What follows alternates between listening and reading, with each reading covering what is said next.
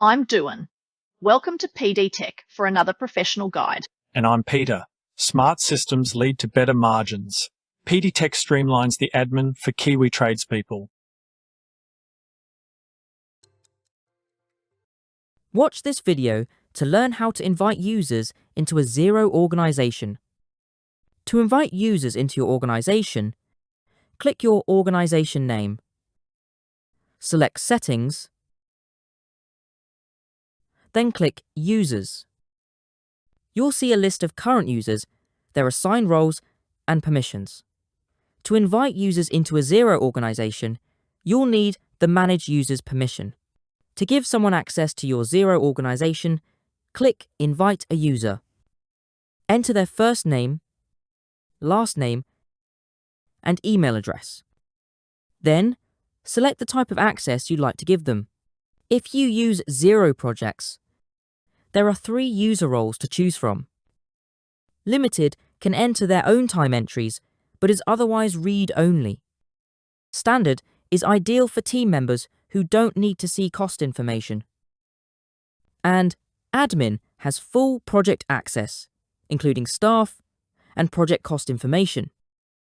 If you use Xero Payroll, there's a Payroll Admin user role, which has full access to payroll and can invite users into your organization as employees. Moving on, select the Business and Accounting checkbox. This is where you'll assign the majority of permissions related to day-to-day tasks.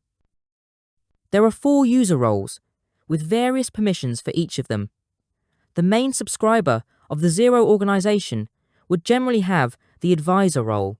Other users should have the role that best suits what tasks they need to complete. The invoice-only user role is limited and suitable for someone who needs to raise invoices, enter bills, or submit expense claims, but doesn't need access to bank accounts or reports. There are 4 levels of access for the invoice-only role: only create drafts, sales, purchases, and approve and pay. The standard user role has almost full access to Xero, with optional access to cash coding and reports.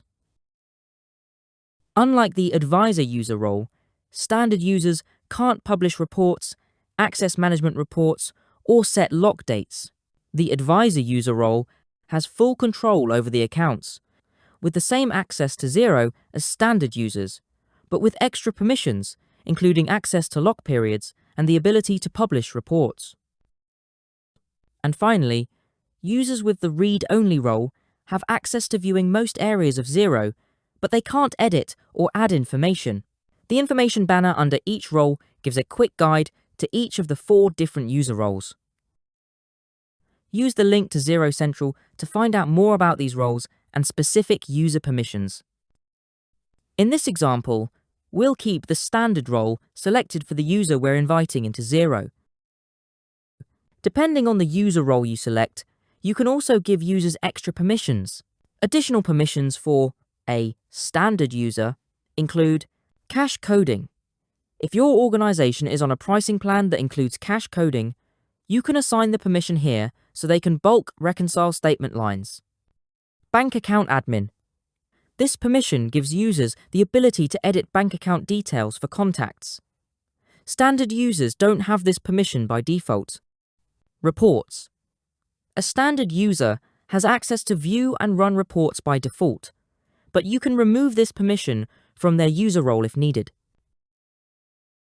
Manage users. Select this permission to invite new users, edit an existing user's role, or delete a user. Once you've selected the appropriate user role and permissions, you can personalize the invite with a message if needed. Then, click Send Invite. Users who've yet to accept the invite show under Pending Users. Click their name to edit their permissions or resend the invite. Users must accept the invite within 14 days.